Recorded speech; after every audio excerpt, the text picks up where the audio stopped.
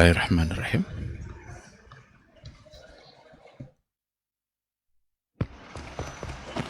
Bismillahirrahmanirrahim. Belum hidup apanya? Mic-nya belum hidup.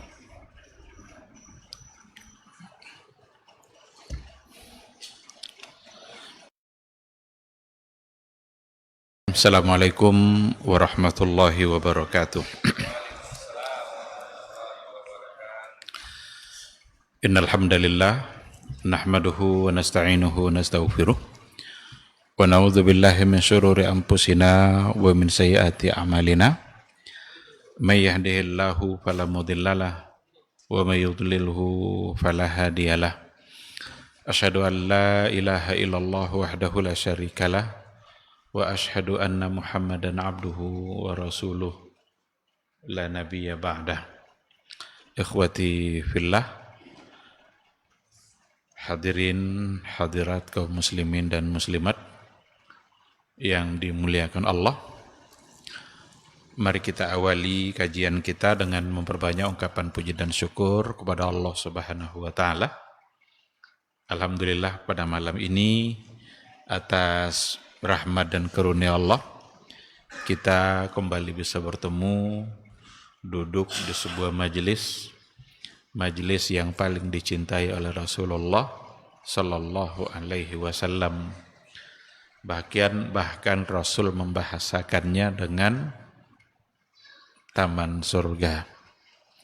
Kata Rasul kepada para sahabatnya, seandainya kalian melewati sebuah taman surga, maka kalau bisa mampirlah di situ. Ada sahabat bertanya, apa yang dimaksud dengan taman surga itu ya Rasulullah? Rasul menjawab, majelis-majelis ilmu. Mudah-mudahan keberadaan kita di majelis ilmu pada malam ini semakin mendekatkan diri kita kepada surganya Allah Subhanahu wa ta'ala, semakin mengokohkan iman kita kepada Allah, dan semakin mengokohkan persaudaraan ukhuwah Islamiyah sesama kita. Sama-sama kita juga harus berselawat dan salam untuk Rasul kita yang mulia, Nabi Muhammad sallallahu alaihi wasallam. Allahumma salli ala Muhammad wa ala ali Muhammad. Mudah-mudahan kita semakin mencintainya, dan alhamdulillah majelis kita ini adalah majelis yang di dalamnya dibahas hadis-hadisnya, sunnah-sunnahnya. Mudah-mudahan itu semua bisa menjadi bagian dari bukti cinta kita kepada beliau. Karena ketika kita mencintainya, maka kita harus terus membekali diri kita dengan apa yang telah beliau sampaikan dan dengan apa yang telah beliau kerjakan. Tidak hanya sekedar menjadi ilmu dan wawasan saja, akan tetapi tujuannya tentu saja adalah untuk diaplikasikan dalam kehidupan keseharian kita. Mudah-mudahan nanti di hari mahsyar semua kita bisa mendapatkan syafaat dan pertolongan dari beliau atas izin Allah Subhanahu wa taala. Amin amin ya rabbal alamin. Ikhwati fillah, ma'asyiral hadirin wal hadirat rahimani Allah wa iyyakum. Kembali pada malam hari ini kita akan melanjutkan kajian kita dengan tema besarnya adalah Maqasidus Sunnatin Nabawiyah, yang dalam hal ini kita sudah masuk pada pembahasan bagaimana cara metode memahami dan berinteraksi dengan hadis Nabi. Kalau seandainya ada hadis, bagaimana caranya agar kita paham, apa metodenya, bagaimana para ulama mengajarkannya, apa yang dilakukan oleh para ulama dalam memahami hadis-hadis Nabi, untuk kemudian mereka menyimpulkan hukum atau kesimpulan-kesimpulan hukum yang ada di dalam hadis Nabi. Sekarang kita sudah masuk pada poin yang keempat. Malam ini insya Allah akan kita bahas memahami hadis dengan mengenali dimensi waktu dan tempat. Mengenali hadis dengan mengaitkannya kepada dimensi waktu dan tempat. Kapan Nabi mengucapkan dan di mana Nabi mengucapkan, Ternyata berdasarkan apa yang dijelaskan oleh para ulama, untuk memahami sebuah hadis akan sangat terkait sekali nanti dengan dimensi waktu dan tempat. Banyak hal-hal yang dibolehkan oleh Nabi pada masa tertentu dilarang pada masa yang lain, atau sebaliknya. Nabi melarang pada waktu tertentu untuk kemudian dia membolehkannya. Berarti ada masa yang berpengaruh pada saat adanya hadis itu. Atau pada tempat-tempat tertentu, di mana ada di antara hadis-hadis Nabi yang memang dapat diberlakukan pada tempat tertentu, tetapi tidak bisa berlaku pada tempat yang lain. Nah, ini salah satu dari metodenya.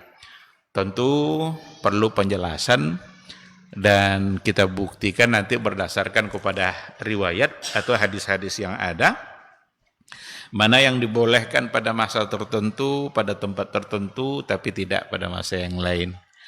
Contoh umpamanya dulu, di awal-awal keislaman, di awal-awal syariat Islam itu datang, Nabi melarang untuk melakukan ziarah kubur. Ada hadisnya, ada riwayatnya. Kuntu nahaitukum an ziyaratil kuburi. Dulu kata Rasul, berarti di awal-awal keislaman itu datang. Di awal syariat Islam, Nabi melarang untuk melakukan ziarah kubur. Kenapa dilarang oleh Nabi? Karena masa mereka masih sangat dekat dengan semangat jahiliyah dulu, di mana mereka orangnya kalau sudah ketemu dengan kubur-kubur tertentu, terbawa oleh perasaan, lalu terjadilah di situ sesuatu yang berbau syirik atau hal-hal yang tidak dibenarkan oleh agama. Dan Nabi tidak membolehkan mereka untuk berziarah karena keimanan mereka barangkali di awal-awal, karena masih dekat jaraknya dengan semangat-semangat kejahiliaan sebelumnya, sehingga Nabi larang dan tidak membolehkannya. Tapi pada akhirnya, kata Rasul, kuntu nahitukum an ziyaratil kuburi ala fazuruha. Ketahuilah, sekarang ziarahilah oleh kalian. Berarti apa yang sebelumnya dilarang, berarti pada masa tertentu. Ada sebabnya, ada ilatnya. Dan kemudian dibolehkan karena sebab itu sudah tidak ada. Ala fazuruha. Sekarang kata Rasul, ziarahlah. Kalau kalian mau ingin berziarah, ziarahlah.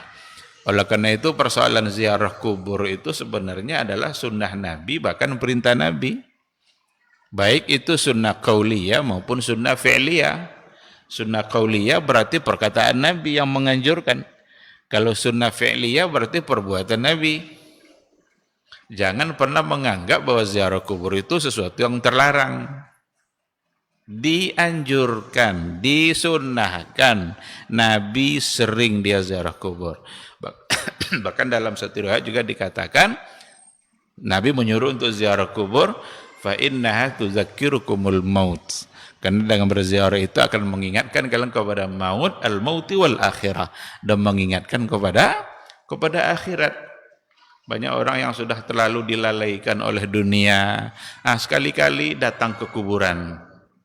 Orang yang ada di dalam kuburan itu sebelumnya orang yang hidup bermegah-megah, mewah-mewahan, ternyata sekarang berada di satu tempat yang tidak lebih dari 1 meter kali 2 meter mungkin paling besar. Semegah apapun kehidupan sebelumnya, dia ternyata kembali ke situ.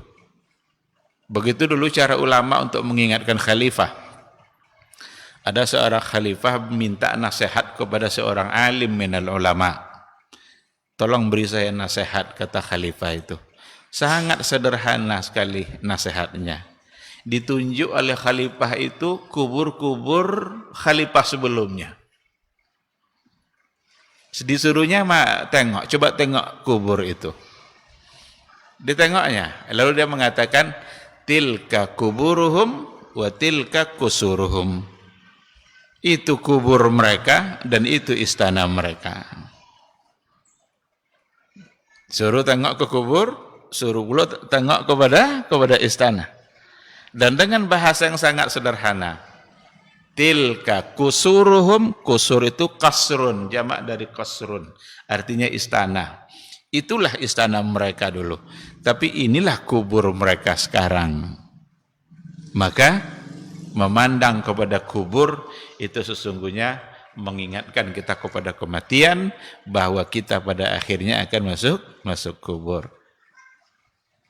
Sama sekali tidak dilarang. Lalu ketika kita bicara soal larangan-larangan ziarah kubur, bukanlah larangan menziarahinya.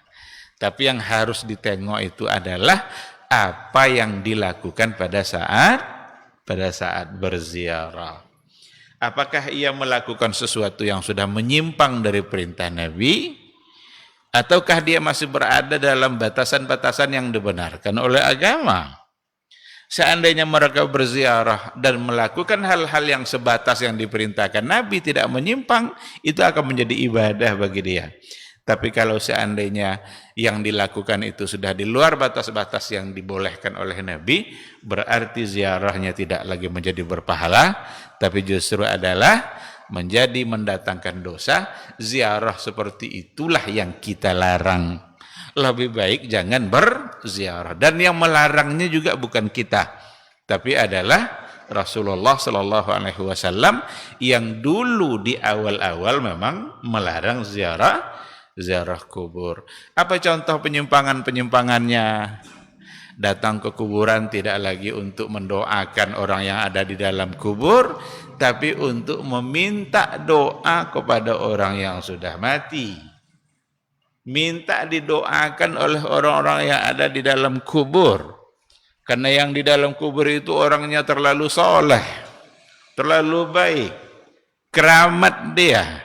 Sehingga orang-orang hidup pula yang datang ke kuburannya untuk menitipkan doa.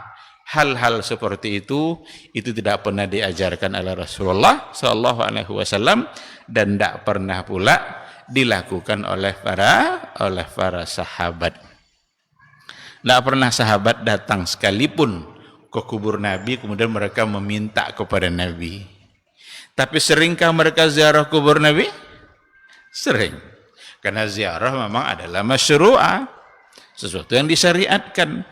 Tapi ketika mereka datang, mereka tidak menyimpang, mereka tidak melakukan sesuatu yang terlarang, mereka hanya melakukan sesuatu yang sewajarnya, yang dibolehkan oleh agama berdasarkan kepada dalil-dalil yang ada. Jadi ini contoh ini, pengaruh masa, pengaruh tempat di dalam memahami hadis Nabi. Pengaruh tempat umpamanya, ada keadaan-keadaan tertentu di mana hukum diundurkan dulu oleh Nabi pelaksanaannya. Apa contohnya? Kalau seandainya terjadi tindakan-tindakan pidana saat berperang, saat jihad melawan musuh orang-orang Quraisy, lalu terjadi nanti pidana. Pidana itu seperti mencuri, berzina, hukum belum diterapkan. Hukum tidak akan diterapkan. Umpama kalau mencuri kan potong tangan tuh. Kalau dia mabuk kan ada pula cambuknya. Mabuk itu pada masa Nabi cambuknya 40 kali. Kalau seandainya dalam saat berperang ternyata terjadi penyimpangan-penyimpangan pidana seperti itu, hukum Nabi tidak terapkan. Idra'ul hududa bisyubuhat. Hindari penegakan hukum itu karena ada subuhat-subuhatnya. Salah satu subuhatnya adalah yang tadi. Kenapa Nabi tidak tegakkan hukum? Mereka sekarang sedang berhadapan dengan musuh. Lawannya adalah kafir Quraisy. Seandainya hukum ditegakkan, umpamanya kalau dia harus potong tangannya, jangan-jangan dia takut dengan hukum itu. Lalu kemudian dia lari dan bergabung kepada musuh. Maka jadilah ia memata-matai, menjadi informan tentang rahasia-rahasia yang dimiliki oleh Rasul dengan dan para sahabatnya. Iya kalau dia siap untuk ditegakkan hukum padanya. Kalau enggak, dia pasti akan lari menyelamatkan dirinya, dan kalau larinya akan bergabung bersama musuh. Kalau kawan sudah bergabung dengan musuh, siap-siaplah rahasia kita akan dibongkar dan akan dibocorkan. Maka Nabi tidak menerapkan penegakan hukum pada saat terjadi peperangan itu. Nanti kalau sudah selesai, kalau mereka sudah pulang, barulah penegakan itu ada. Baru ditegakkan hukum itu, karena apa yang dikhawatirkan tadi tidak lagi dikhawatirkan karena peperangan sudah selesai. Ini namanya pengaruh kalau dalam istilah Arabnya itu al-bu'duz zamani wal bu'dul makani. Dimensi waktu dan dimensi tempat di dalam memahami hadis Nabi. Tapi perlu diketahui bersama bahwa tidak semua hadis yang akan dipakai metode ini. Jangan salah. Di sini nanti kesalahan orang-orang liberal. Ketika mereka memahami hadis sebegitu bebasnya, mereka menggunakan dimensi waktu dan tempat untuk memahami bahkan pada semua ketentuan agama. Tidak semua hadis yang dapat diberlakukan seperti itu. Ada beberapa hal yang tidak masuk ke dalam metode tadi. Umpama yang berkaitan dengan usulul akidah. Yang berhubungan dengan usulul akidah itu tidak dipengaruhi oleh waktu dan tempat. Yang namanya tauhid, Allah itu satu, kapan dan dimanapun tidak akan pernah berubah. Mau kita berada di negara kafir, mau kita berada pada saat kita berperang, mau kita berada pada saat kita damai, dimanapun kita berada, Allah wahid, Allah satu, la ilaha illallah, dan syirik itu haram. Ini usulul akidah. Tidak boleh nanti pada saat tertentu sebulan kita menjadi musyrik, tidak boleh. Karena Nabi sendiri sudah diajarkan oleh Allah melalui ayatnya dalam surah Al-Kafirun. Ketika orang-orang kafir Quraisy, orang-orang kafir itu mengajak Nabi untuk sebentar-sebentar beriman kepada patung-patung kami, sembah pula patung kami. Nah, nanti sebentar-sebentar kami pula yang menyembah Rabb kamu wahai Muhammad. Tapi turun ayat yang membantah itu semua. Jadi tidak ada cerita itu. Kalau umpamanya syirik saat tertentu barangkali karena di situ kita anggap akan mendukung kepada dakwah, maka kita melakukan syirik dulu bersama pelaku-pelaku syirik. Tidak bisa.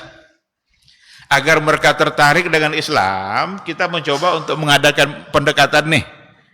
Kan katanya harus ada metode-metode pendekatan dulu. Ikut dulu syirik-syirik yang mereka lakukan. Nanti baru diajak kepada tauhid. Itu tidak bisa. Karena jangan-jangan ketika kita sudah terlanjur ikut kepada syirik-syirik mereka, kita justru yang tidak kembali lagi kepada tauhid. Maka persoalan usulul akidah itu tidak mungkin untuk diutak-atik. Tidak mungkin dipengaruhi oleh waktu dan tempat.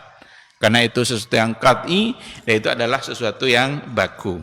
Yang kedua adalah usulul ibadah.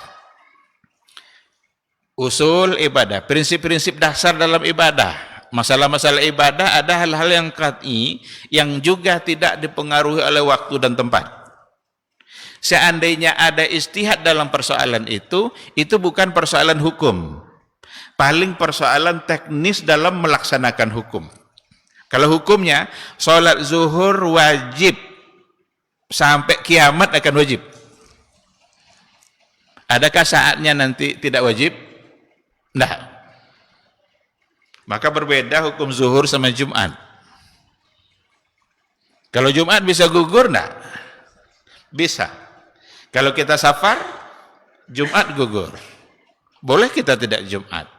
Perempuan boleh tidak Jumat, gugur bagi mereka Jumat. Kalau seandainya mereka Jumat, boleh enggak? Boleh. Jadi perempuan boleh Jumat. Kalau sudah Jumat, apakah masih wajib zuhur? Jawabannya, nggak ada kewajiban, karena di hari Jumat kewajibannya hanya satu di antara dua. Zuhur atau Jumat. Kalau sudah zuhur berarti tidak lagi Jumat. Kalau sudah Jumat berarti tidak lagi zuhur. Cuma di kita agak jarang pelaksanaannya bagi kaum wanita. Kalau di Masjidil Haram, di Masjidil Nabawi itu separuh pelaksananya adalah kaum perempuan. Atau tidak separuh lah. Pokoknya ada mungkin lebih sepertiga itu kaum perempuan, dan tidak ada satupun antara mereka yang melaksanakan lagi zuhur setelah zuhur setelah dia Jumat. Tapi kalau untuk zuhur hukumnya fardu, wajib, karena Allah yang mewajibkannya. Puasa Ramadan wajib hukumnya, itu Allah yang mewajibkannya. Tidak ada lagi istihad dalam persoalan wajibnya itu. Tapi untuk pelaksanaan kewajibannya mungkin ada. Contoh, orang-orang yang berada di wilayah kutub, di mana mereka memiliki putaran waktu yang abnormal. Kalau kita kan normal, 24 jam sehari semalam.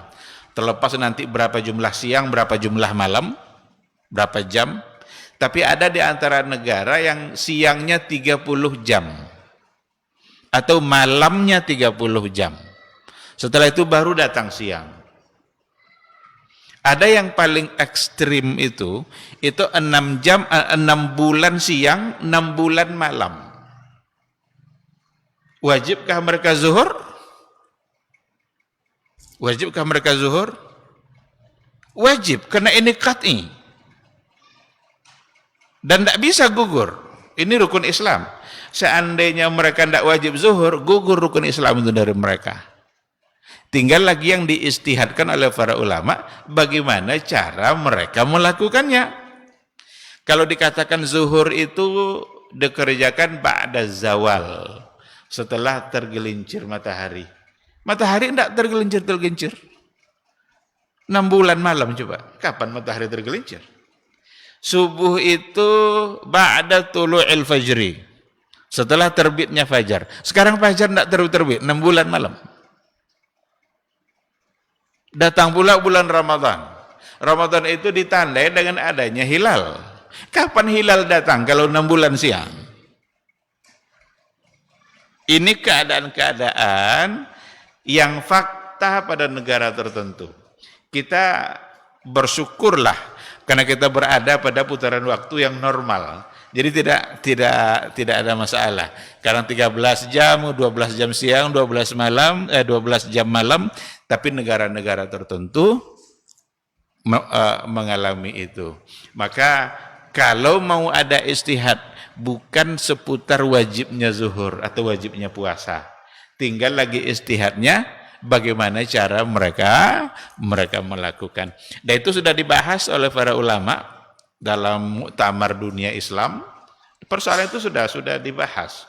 Karena para ulama Islam, alhamdulillah, banyak ulama-ulama yang diberikan kemudahan oleh Allah Subhanahu wa taala dalam beristihad, dan mereka punya jasa besar dalam kehidupan umat Islam karena mereka melahirkan hukum.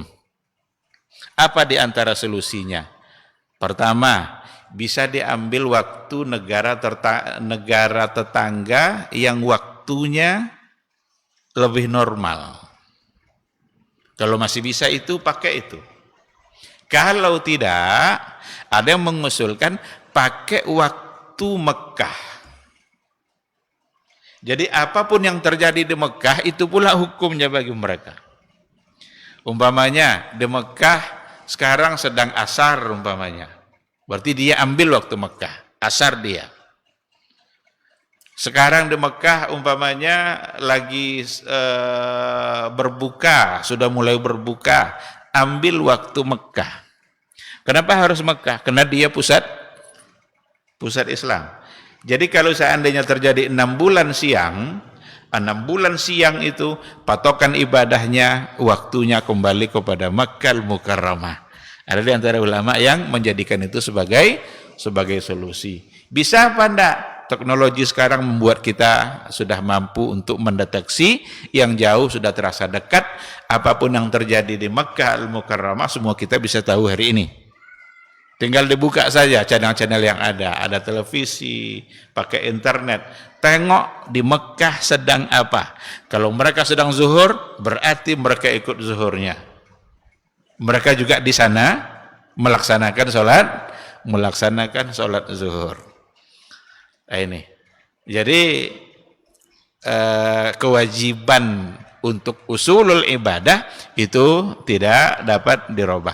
Ramadan wajib. Sholat 5 waktu wajib. Ada lagi yang tidak masuk dalam kategori dipengaruhi oleh waktu dan tempat, itu usulul muamalah.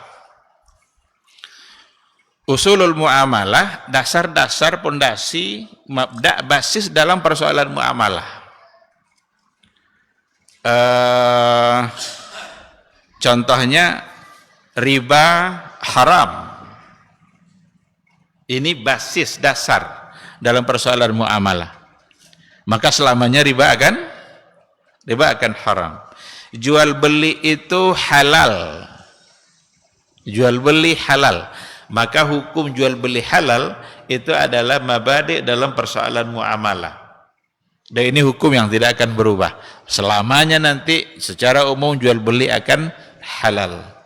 Tinggal lagi untuk mendeteksi ada ndak hal-hal yang terjadi dalam transaksi jual beli yang membuat dia pindah kepada hukum haram. Yang dihalalkan itu mungkin bisa berubah karena ada sesuatu yang di situ sifatnya gharar atau sifatnya zulm atau sifatnya riba. 3 hal yang tidak boleh ada dalam transaksi kita. Gharar, zulmun, riba. Gharar itu ketidakjelasan yang ada pada barang. Kalau zulmun itu tindakan-tindakan pelaku transaksi. Jadi ada kesalahan nanti ghararnya itu pada barangnya. Barang yang tidak jelas. Maka Nabi mengatakan, atau riwayat hadis mengatakan, naha Rasulullah sallallahu alaihi wasallam an bai'is thimari qabla buduwi salahihah. Rasul melarang untuk mentransaksikan buah-buahan yang belum nampak jadinya, belum nampak masanya. Belum nampak dia akan jadi buah. Umpamanya putiknya atau bunganya. Berbuahlah atau muncullah putik-putik mangga itu luar biasa banyaknya. Lalu ditransaksikan bunga atau putik itu untuk diperjualbelikan. Haram hukumnya. Kenapa? Karena di situ ada gharar. Apa ghararnya? Ghararnya adalah buahnya belum pasti jadi. Kata Rasul, siapa yang menjamin bunga itu akan menjadi buah? Tidak ada. Kalau seandainya terjadi transaksi jual beli dalam artian buahnya, tahu-tahu nanti tidak ada yang jadi. Sementara dia sudah diperjualbelikan. Atau diperkirakan buahnya separuh, dijuallah separuh atas nama buah. Tahu-tahu nanti bunga itu jadi semua. Yang rugi adalah pemiliknya. Dan Islam sebagai agama yang hanif, agama yang selalu datang membawa keadilan, maka tidak ingin terjadi sesuatu kerugian pada pihak manapun, baik pada pihak penjual maupun pada pihak pembeli. Pada masa jahiliyah dulu banyak bentuk-bentuk jual beli yang terlarang. Ada namanya bai'ul mulamasah. Mulamasah itu artinya sentuhan. Jadi jual beli pakaian itu tidak ditengokkan pakaiannya, tapi ada dalam kotak, dalam karung, disuruh pembeli menyentuh. Ini mau enggak nih? Ini lembut nih bahannya nih. Dia tidak ditengokkan. Itu mulamasah. Ada namanya bai'ul hasa. Jual beli, umpamanya jual beli tanah melalui lemparan batu. Lemparlah batu itu sejauh mana, tapi harganya ditentukan. Segini harganya. Cobalah lempar, ambil nanti seukuran mana jatuh itu batu. Batu itu jatuhnya pada batas mana. Segitulah harganya. Tentu si A yang badannya kekar, lemparannya jauh. Dengan harga yang sama, dia bisa mendapatkan tanah yang luas. Tapi yang satu kurus, belum pula makan. Suruh dia lempar batu, mungkin jarak lemparannya dan harganya sama. Ini yang gharar itu. Berarti sesuatu yang ada situ ketidakjelasan, dan itu ada pada masa Yahudi. Pada masa jahiliyah dulu. Di zaman Rasul hadir, maka datang syariat Islam membantah itu semua. Tidak boleh gharar, tidak boleh zulm. Zulm itu tingkah pelakunya.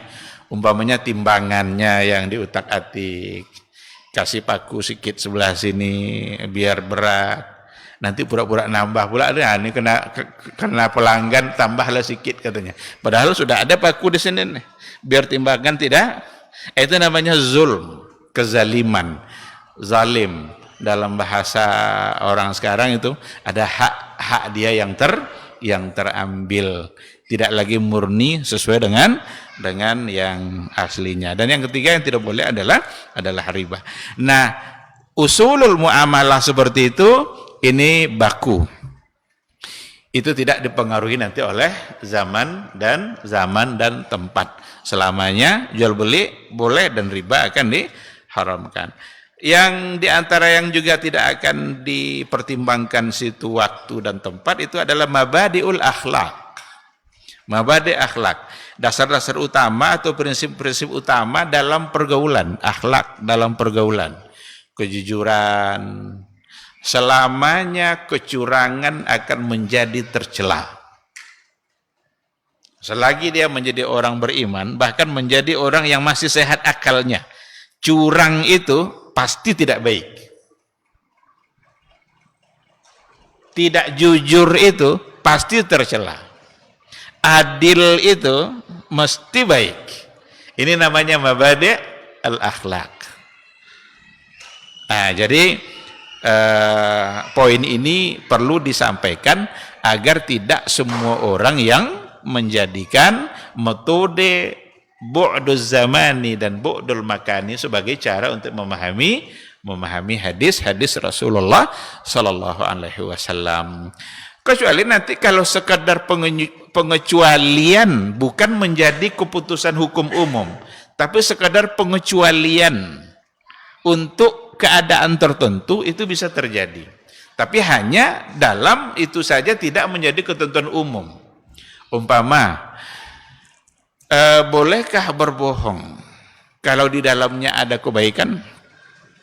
Umpamanya berbohong untuk mengakrabkan kembali dua orang yang bersengketa, dua orang yang berselisih. Kan Nabi melarang untuk berselisih, tidak tegur sapa sampai tiga hari. Ada orang yang ingin mengakrabkan kembali, tapi dibuat-buatnya cerita. Saya ketemu tadi sama si Fulan tuh, dia titip salam sama kamu. Padahal tidak ada titip salam. Biasanya kalau dia sudah dengar titip salam, kan tadi lagi kelas nih, lagi ndak akur. Titip salam tentu akan bertanya-tanya dia. Boleh ndak? Al-islah baina syakhsain. Itu salah satu dari hal yang memang dapat ditoleran kalau memang ada maslahat. Ada juga berbohong kepada istri dalam artian positif, bukan membohonginya dalam artian negatif. Dikasih hadiah oleh suaminya, si istri ini ditanya sama suaminya, gimana hadiah tadi? Alhamdulillah bang, baik sekali. Itulah yang saya tunggu-tunggu selama ini. Dibelikan baju umpamanya atau jilbab, betul-betul menyenangkan saya. Padahal muak dan nengok yang hadiah tadi itu mungkin warnanya tidak cocok sama dia, ada lain sebagainya. Ada saatnya memang kalau terlalu jujur dalam hal-hal yang seperti itu, justru akan membuat keadaan menjadi tidak baik. Ini dalam agama ada toleransinya. Bukan berarti merubah kebohongan menjadi baik secara umum, tapi dalam kondisi tertentu. Jadi itu beberapa poin ya yang tidak dipengaruhi oleh dimensi waktu dan tempat. Kita akan masuk pada contoh, tapi setelah kita jawab suara azan. Insyaallah.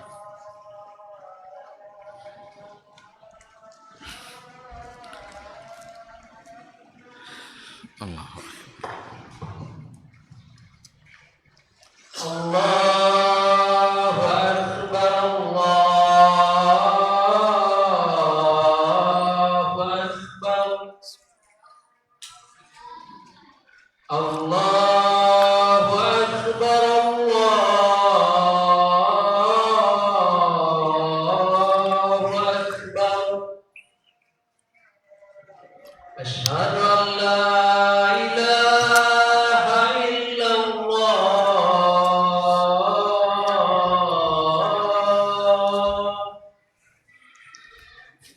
أشهد أن لا إله إلا الله أشهد أن محمدا رسول الله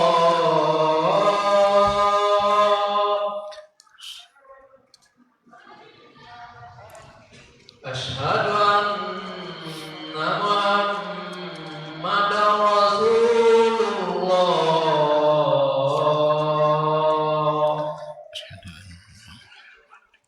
حي على الصلاة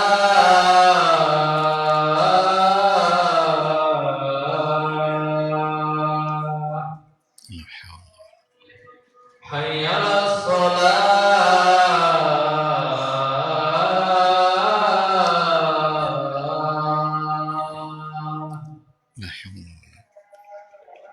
حي على الفلاح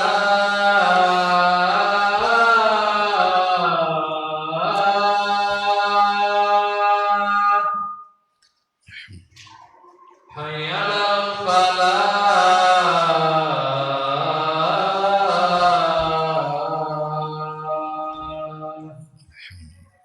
الله أكبر الله أكبر لا إله إلا الله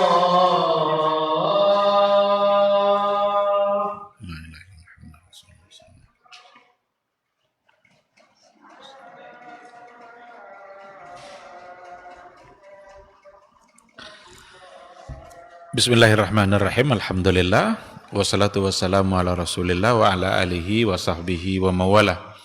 Ikhwati fillah, ma'asyaral hadirin wal hadirat rahimani Allah wa iyyakum. Jadi tadi sudah kita sampaikan metode yang keempat dalam memahami atau berinteraksi dengan hadis, bagaimana kita mengikutkan atau menjadikan sebagai pertimbangan dimensi waktu dan dimensi tempat. Kalau tidak, untuk hadis-hadis tertentu nanti kita bisa tersalah dalam menyimpulkannya. Dan biasanya para ulama tentu menganalisa dari sisi illat atau alasannya. Ada berapa contoh? Kita ambil contoh pertama, sebuah hadis yang diriwayatkan oleh Imam An-Nasai. Qala Rasulullah sallallahu alaihi wasallam, ana bari'un min kulli muslimin yuqimu baina azhuril musyrikin. Ini hadisnya. Rasulullah sallallahu alaihi wasallam bersabda, saya berlepas diri dari setiap muslim yang bermukim di tengah-tengah komunitas orang musyrik. Jadi saya berlepas diri, ini artinya adalah Nabi melarang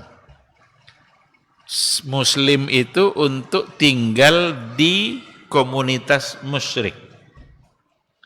Kalau kita bawa kepada bahasa negara hari ini, dilarang tinggal di negara-negara kafir. Karena Nabi akan berlepas diri. Berarti tidak boleh kita tinggal di Amerika, tidak boleh kita tinggal di Australia. Orang-orang Muslim tinggal di sana, berarti kalau dipakai zahirul hadis, zahirnya, itulah intinya. Karena kata Rasul, ana bari'un, saya berlepas diri. Kalau Nabi yang berlepas diri, berarti tidak bertanggung jawab dalam kehidupan agama mereka. Kalau dalam bahasa lain, ana bari'un minhu wa huwa bari'un minni. Saya bukan bagian darinya, dia bukan bagian dari dari saya. Itu makna dari ana bariun. Saya berlepas diri. Tetapi para ulama menganalisa kenapa Nabi berlepas diri dan kenapa dilarang oleh Nabi untuk tinggal seorang muslim di komunitas orang-orang musyrik. Maka berdasarkan kepada penjelasan-penjelasan yang ada, itu dikarenakan oleh bisa membuat mereka sulit untuk istiqamah di dalam menjalankan Islam, di dalam melaksanakan agama. Masjid aja jaraknya jauh sekali. Kalau di kita kan di setiap perumahan ada masjid sekarang. Tapi kalau di negara-negara lain mungkin sulit untuk menemukan masjid. Maka istilah-istilah Islamic Center itu memang untuk di negara-negara seperti itu. Jadi ada satu pusat keislaman terpusat di situ. Untuk istilah Islamic Center, pusat Islam, pusat kegiatan Islam. Nanti ada Jumatnya, ada kajiannya dan lain sebagainya. Nah, Nabi melarang supaya tidak terkendala dalam penegakan agama dia. Dia mau sholat berjamaah gampang, tidak ada intimidasi. Dulu kan seperti itu, pada masa dulu. Tapi apakah sekarang masih seperti itu? Ada orang yang datang ke sana untuk belajar. Tidak boleh tinggal berarti. Ada orang yang datang ke sana untuk berobat. Atau mereka menjadi perwakilan negara, kedutaan-kedutaan yang memang wajib dan harus tinggal di sana 3 tahun atau 4 tahun. Oleh karena itu hadis ini perlu dilihat konteksnya. Perlu dilihat konteksnya. Bukanlah berarti melarang secara umum. Sampai sekarang masih ada larangan itu karena tujuan orang berada di tempat itu sudah bervariasi dan macam-macam. Kalau seandainya ada orang yang diterima di universitas terkenal di Amerika, jurusan nuklir kimia umpamanya, dia muslim, nggak bolehkah dia ambil? Kalau pakai hadis ini berarti terlarang kan? Karena tinggal di negara-negara yang memang disebut sebagai sulit untuk disebut sebagai negara Islam. Karena konsep mereka dalam bernegara memang bukan Islam. Nah, oleh karena itu al-bu'duz zamani wal bu'dul makani ini sangat perlu untuk dipakai dalam memahami hadis ini. Tetapi bukan berarti hukumnya hilang dan terhapus sama sekali, enggak. Seandainya kita berada di satu negara yang memang kita sulit untuk menegakkan agama kita secara sempurna, jangan tinggal situ. Saya pernah mendapat pertanyaan dari salah seorang karyawan di perusahaan, kalau nggak salah Korea atau mana. Dia tidak bisa sholat Jumat dan bahkan sulit untuk berjamaah. Karena ia berada di satu perusahaan yang kalau dia pergi Jumat itu akan menghabiskan waktu yang sangat lama karena Islamic Center-nya jauh. Tentu akan menghabiskan waktu dan dia meninggalkan perusahaan tadi. Kalau dibolehkan berarti nanti bisa mengurangi produk dari perusahaan itu sendiri. Nah, kalau memang seperti itu keadaannya, kenapa harus berlama-lama bertahan tinggal di sana? Oh, kan perusahaan kan banyak duitnya tuh. Nah, sekarang kita persoalannya mau dapat duit banyak atau mau nyaman beragama? Buat apa dapat duit banyak-banyak tapi kalau seandainya kita tidak nyaman dalam beragama kita. Nah, jadi bukan berarti pula hadis ini tidak bisa dipakai sama sekali, tetap dipakai karena itu hadis Nabi kita dan Nabi tidak membatasi masa memang, tetapi perlu ditengok konteksnya. Hadisnya begini, konteksnya ada dapat dipahami dan dianalisa oleh para ulama. Kalau memang aman-aman aja dia, atau dengan tujuan yang memang juga tujuan syar'i, umpama berobat umpamanya. Berapa banyak orang yang sudah tidak percaya lagi sama dokter-dokter yang ada atau rumah sakit di Indonesia. Mereka malah berobatnya bisa ke Amerika, bisa ke Australia. Karena dianggap lebih canggih. Tujuan-tujuan seperti itu, seandainya mereka berada di sana, hitungan bulan umpamanya, atau untuk tujuan-tujuan kenegaraan yang dalam waktu lama, maka sekali lagi ilatnya berlaku, dan ketika ilat tidak ada berarti hukum juga tidak ada. Maka satu kaidah dalam ilmu fikih oleh para ulama, al-hukmu yaduru ma'al illati wujudan wa adaman. Ilat itu beredar, berlaku, dapat dipegang wujudan wa adaman, adanya atau tidak adanya.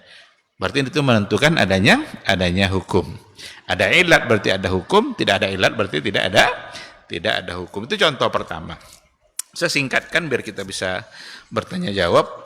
Contoh kedua itu soal perintah membayar zakat fitrah. Ada hadis dari Abdullah ibn Umar radhiyallahu anhu maqal, farada Rasulullah sallallahu alaihi wasallam zakatal fitri sa'an min tamrin aw sa'an min sya'irin. Rasulullah sallallahu alaihi wasallam mewajibkan zakat fitrah itu dalam bentuk satu sa' kurma, satu gantang kurma, aw sa'an min sya'irin, atau satu gantang gandum. Ala zakari wal unsa, laki-laki perempuan, merdeka atau hamba, besar atau kecil, minal muslimin, dari umat Islam. Nas yang ada, hadis ini secara tekstualnya menyebutkan dua, kurma, gandum. Dan itulah dulu yang mereka gunakan untuk membayar zakat fitrah. Apakah berlaku perintah kurma bagi kita? Atau perintah gandum? Nah, kalau seandainya kita tidak bawa dimensi tempat, maka kita wajib pakai kurma. Tapi para ulama menyimpulkan, intinya di sini adalah qutul balad, makanan pokok yang ada di satu negara, bukan kurmanya.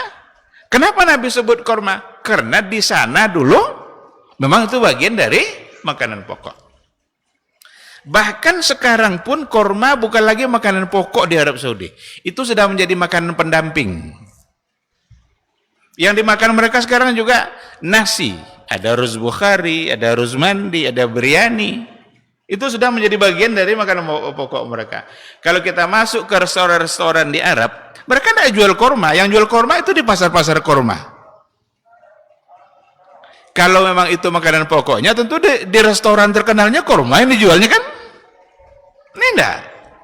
Tinggal pilih aja, ini daging sama nasi apa? Ayam sama nasi apa? Maka sudah jadi makanan pendamping. Bisa-bisa kok fitrah yang mereka bayar adalah beras. Kami selama 4 tahun di Arab Saudi, zakat fitrahnya tidak pernah bayar pakai kurma. Tapi yang dibayar adalah, sementara di hadis sendiri apa? Kurma. Nah ini, maka ulama mengambil satu keputusan hukumnya dalam analisanya, berarti bukan pada bendanya, tapi pada makanan pokoknya. Seandainya kita beras, maka pakailah beras. Seandainya ada di antara satu komunitas makanan pokoknya sagu umpamanya, boleh tidak dia bayar zakat fitrah pakai sagu? Kalau memang itu makanan pokoknya, tapi kalau sebagai makanan pendamping, berarti bukan makanan pokok. Bahkan dikembangkan pula perdebatan soal zakat fitrah itu oleh para ulama dalam persoalan bolehkah harganya yang diberikan ataukah mesti makanan pokok. Itu ada perbedaan pandangan di kalangan ulama mazhab antara Abu Hanifah dengan 3 ulama mazhab yang lain. Imam Malik, Imam Syafi'i, Imam Ahmad itu mengatakan mesti pakai makanan pokok. Sedangkan Abu Hanifah memandang masalah ini dengan lebih luas, tidak harus pada makanan pokoknya, tetapi seandainya diberikan yang seharga dengan itu, uang seharga makanan pokok yang menjadi kewajiban tadi oleh beliau, oleh Abu Hanifah, itu tidak mengapa dan bisa dihukumkan sah, karena yang dia lihat adalah fungsi dari zakat fitrah, di mana fungsinya adalah untuk mengayakan orang-orang fakir, untuk menghindarkan mereka dari meminta-minta pada hari raya. Dan itu bisa tercapai meskipun dengan uang. Terlepas dari perbedaan, kalau jumhur mengatakan tidak. Ini 3 ulama besar bilang jangan pakai uang. Mesti makanan pokok. Dan dalil-dalilnya kuat. Dua-duanya kuat. Mereka bilang ada enggak uang pada masa Nabi? Ada dinar, ada dirham. Mereka butuh uang enggak? Butuh uang juga. Tapi kenapa tidak ada satupun riwayat yang mengatakan bahwa mereka bayar pakai uang? Itu alasannya. Tapi Abu Hanifah memakai sebuah hadis, ada hadisnya, ughnuhum anis su'ali dzalikal yaum. Hindarkan mereka dari meminta-minta pada hari itu, agar mereka bergembira, mereka kaya, tidak meminta-minta lagi. Berarti bisa tercukupi kebutuhan mereka dengan uang. Ulama-ulama kontemporer yang pro Abu Hanifah menambah alasan itu. Ditambah alasan, karena banyak ulama-ulama kontemporer yang mendukung pendapat Abu Hanifah. Banyak juga yang mendukung pendapat jumhur. Apa katanya? Kalau kita tengok bentuk-bentuk makanan yang ada di riwayat, itu makanan-makanan yang memang siap untuk dimakan. Karena ada riwayat yang lain selain ini, untuk zakat fitrah ada namanya akid. Akid itu susu kental. Mereka bayar zakat fitrah pakai susu kental. Ada riwayatnya. Jadi ditengok memang makanan-makanan yang bisa segera untuk dimakan. Tapi ada di antara makanan sebagian negara itu tidak bisa langsung dimakan. Samalah dengan kita beras. Tidak ada orang makan beras, tapi makan nasi plus dan yang sekeliling nasinya. Tidak ada yang makan beras tadi. Tapi kalau korma sekali dapat saat itu juga bisa langsung dimakan. Nah, kata sebagian seperti Mustafa Zarqa dari Suriah itu mengatakan apa yang dikatakan oleh Abu Hanifah sebenarnya bisa saja pada tempat-tempat tertentu itu menjadi pilihan dalam persoalan ini. Maka khilafnya qawi, khilafnya kuat karena masing-masing berpegang kepada dalil-dalil yang ada. Kalau ingin selamat keluar dari khilaf, tidak banyak perdebatan, pakai beras. Atau selipkan sedikit uang setelah kasih beras. Kasih beras, ini zakat. Ini sedikit uang untuk zakat tadi. Kalau memang kita ingin memberikan manfaat, karena memberikan lebih kan boleh. Kurang yang jangan. Kalau lebih enggak apa-apa. Sangat dibolehkan. Yang harus dihindari itu adalah ketika mereka sebenarnya ingin yang diberinya adalah uang. Tapi keyakinannya tetap harus beras. Yang dibawanya uang gitu. Tapi dia inginnya zakatnya adalah beras. Maka disediakanlah oleh panitia itu 1 kantong beras dan itu diperjualbelikan. Dapat zakat, orang ngasih beras nanti, beras ini yang diperjualbelikan. Dia beli dulu, dia ambil berasnya, ini zakat saya. Yang sampai ke panitia sebenarnya apa? Uang kan? Itu ada kesalahan besar di situ. Pertama, panitia tidak berhak menjual beras zakat fitrah sendiri. Karena kalau kita mau jualan, beli beras sendiri. Sediakan oleh panitia itu. Dan yang kedua, dia berjual beli di masjid. Dan itu dilarang oleh Nabi. Daripada mengakal-ngakali seperti itu, mending ambil aja pendapat Abu Hanifah yang membolehkan untuk pakai uang. Daripada mengakal-akali jual beli pula, ada pula kesalahannya di situ. Tapi kalau tidak, bawa beras itu yang sangat sesuai dengan apa yang ada pada nas. Sekira ini kajian kita malam hari ini, wallahu alam, terambil juga waktunya. Saya nggak tahu apakah tetap akan bertanggung jawab atau kita tutup. Kalau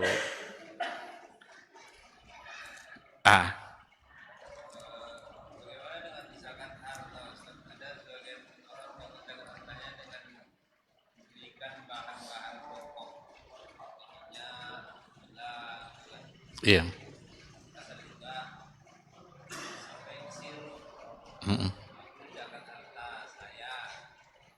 Iya.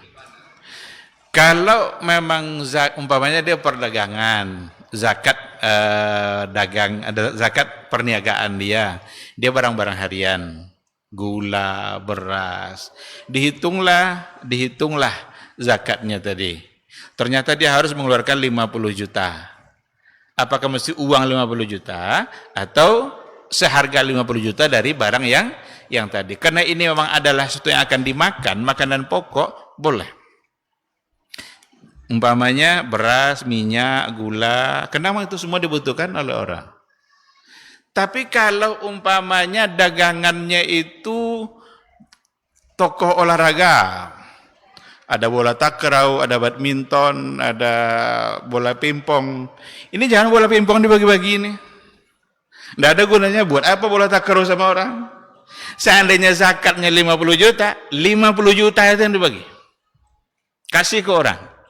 Karena yang ini tidak bermanfaat bagi. Kalau yang tadi kan bermanfaat.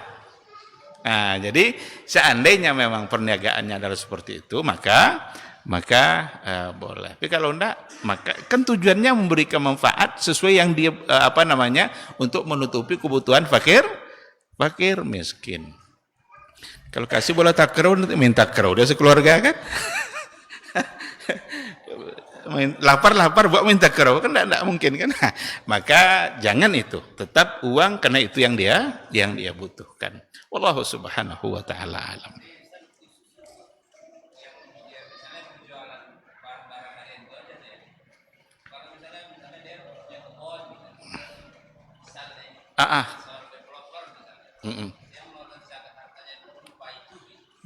Developer umpamanya properti rumah ada zakat karena itu dagangan. Tidak mungkin rumah dikasih, mesti uang.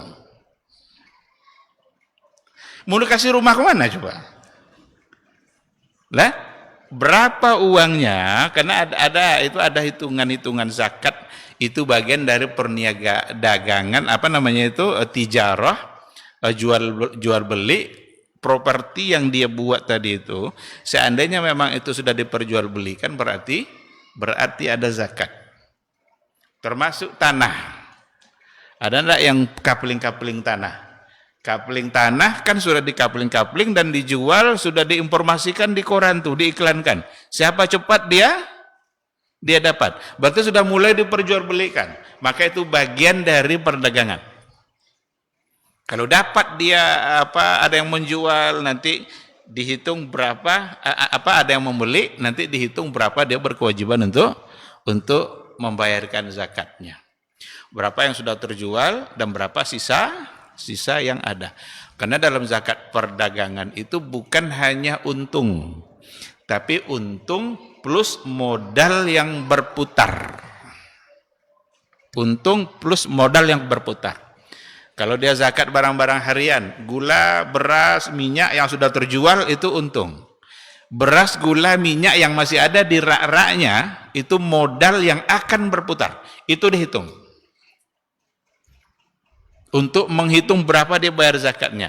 Untungnya 50 juta, modalnya 100 juta, berarti 150 juta. Ambil 2,5. Dan tidak dimasukkan modal yang tidak berputar. Meja kasir, mesin hitung-hitung duit, mobil transport antar jemput, itu bukan dihitung. Kan itu tidak berputar. Jadi modal yang akan terus berputar. Ini minyak ini walaupun belum dijual sekarang, nanti satu saat dia akan terjual. Dan akan diganti lagi dengan minyak yang baru. Itu maksudnya modal yang berputar. Modal yang tidak berputar tidak. Sewa ruko tidak perlu dihitung. Karena ruko bukan sebagai modal yang berputar. Gitu. Wallahu subhanahu wa ta'ala alam. Ah?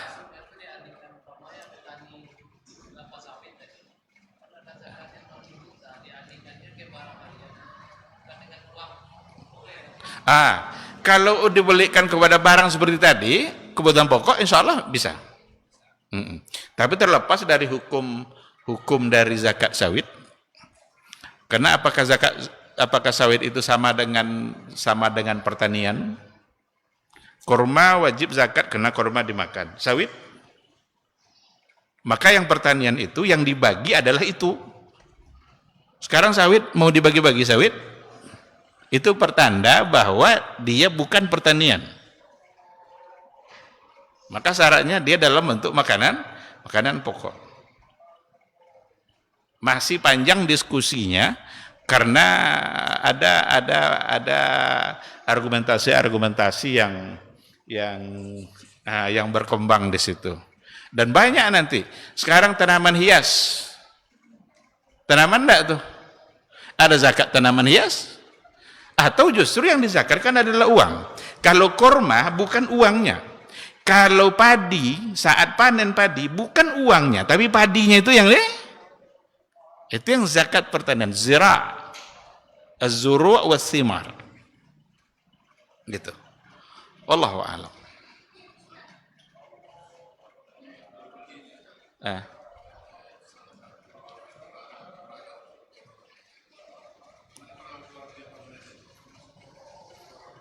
Jual beli online. Jual beli online itu kalau dia ikut dengan ketentuan fikihnya enggak apa-apa. Itu dianalogikan kepada jual beli salam. Ada jual beli salam. Jual beli salam itu barang tidak ada di tempat. Barangkali yang ada gambarnya, barangnya tidak ada, nanti didatangkan dulu. Itu jual beli salam. Ulama mengatakan jual beli salam itu dibolehkan. Maka online itu secara umum dapat dibenarkan. Tetapi diperlukan kejujuran agar tidak terjadi kesalahan. Kalau beli sepatu warna hitam, yang datang mesti warna hitam.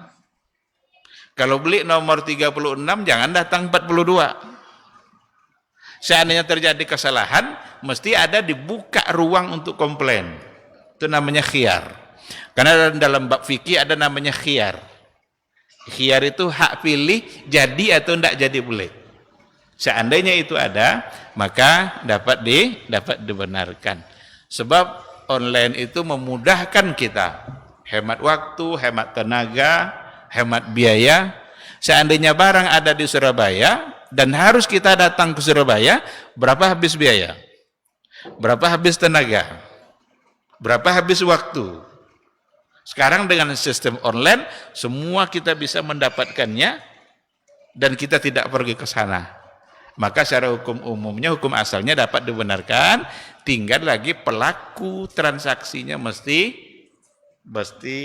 dihiasi oleh sifat jujur, atau kadang-kadang sudah dibayar duluan, tiba-tiba alamat hilang alamatnya, entah mana toko yang tadi itu, mau dilacak juga tidak ada, duit kita sudah hilang. Nah, itunya yang perlu dijaga. Kalau hukumnya insya Allah dapat dibenarkan karena ada kemaslahatan yang meringankan, yang memberikan keringanan bagi kehidupan bermasyarakat. Wallahu subhanahu wa ta'ala alam. Baik, saya kira kita cukupkan sampai di sini aja. Mudah-mudahan dapat kita pahami insyaallah, dan semoga kita dimudahkan oleh Allah untuk melanjutkan majelis ini di masa-masa yang akan datang. Terima kasih. Subhanakallahumma bihamdika asyhadu an la ilaha illa anta astaghfiruka wa atubu ilaik. Wassalamualaikum warahmatullahi wabarakatuh.